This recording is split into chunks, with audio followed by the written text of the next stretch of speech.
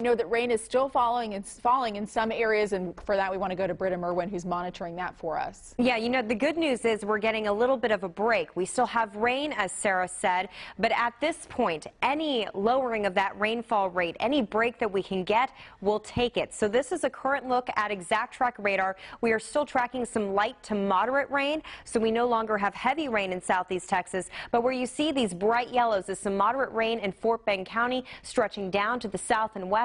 Also, along the Gulf Freeway into Galveston County, we have some light to moderate rain. The northwest corner of Harris County, and especially north along I-10 out to the west of downtown, this area right here was the area that was hit hardest overnight into early this morning, and right now we're down to light to moderate rainfall. So that is definitely going to be helping us out. Those rainfall rates now are dropping below an inch an hour, so that threat of flash flooding is coming down, but the flooding threat and the actual flooding is still occurring because of what we saw overnight.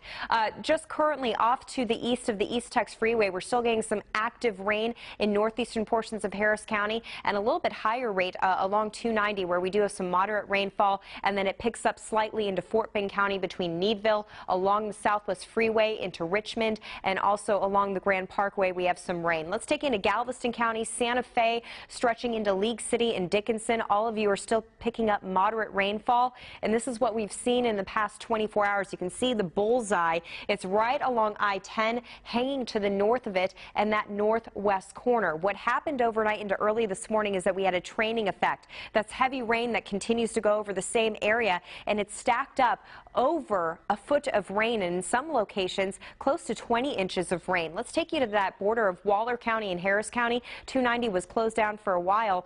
Over 17 inches of rain south of Waller, and closer to Barker along I-10, we stacked up 15 inches of rain, most of this within a 12-hour window. So definitely explains why we had the flash flooding. Now the threat, though, is still there. We have flash flood watches that are posted until early tomorrow morning. Now it has been extended into Louisiana. We haven't seen that except for the past several hours. So until this flash flood watch is gone, there is still that threat of seeing additional heavy rainfall move throughout the area. So this afternoon we are going to get a little bit of a break, but later this evening we could see another wave of heavy rain, and flood warnings are continuing. The red boxes are where we have flash flood warnings that are posted. In our area, we no longer have flash flood warnings, but flooding is still continuing out there. We are now tracking existing flooding from our bayous, everything that is still out of its banks, and you can see how many warnings are out there. The areas that have flooding will continue to be flooded through the afternoon.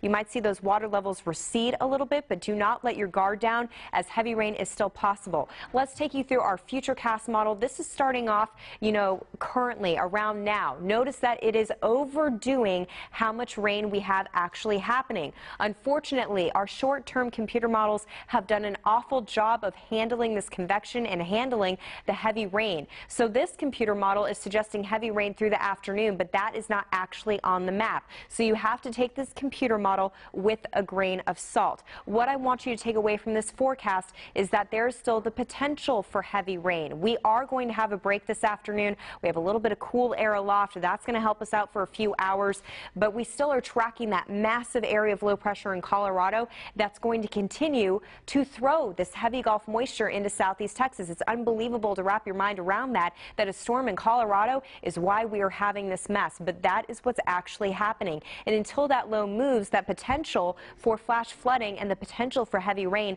will be staying in our forecast. So 100% chance of rain for today. We are going to get a break for the next several hours, but later this evening there is that possibility, and a few of our longer range computer models have been suggesting another wave late tonight since past Wednesday. So it's just one of those situations that you have to monitor very closely. Do not let your guard down. Once we get to Tuesday afternoon, that's when you can take a little breath of relief. We still have a 70% chance of rainfall through Tuesday. The flash flood watch is in effect through Tuesday morning. As we go into the afternoon, this action is going to become more scattered and broken apart because that area of low pressure in Colorado will be moving slightly to our east. We still have scattered storms in the forecast through Thursday. It's not until Friday that we are completely in the clear, but I want to make it extremely clear to you that the worst and also the most intense time where we have to really watch out for flash flooding is going to be later today and also stretching overnight into early Tuesday morning. Once we get into Tuesday afternoon,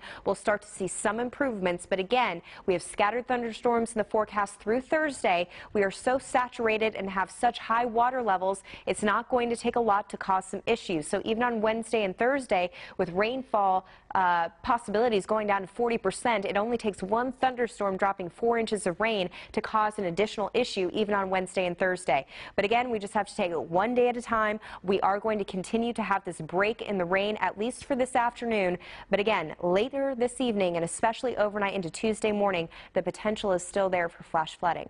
Right now, I'm going to send it right back to Sarah and Andy. All right, Britta, thanks so much.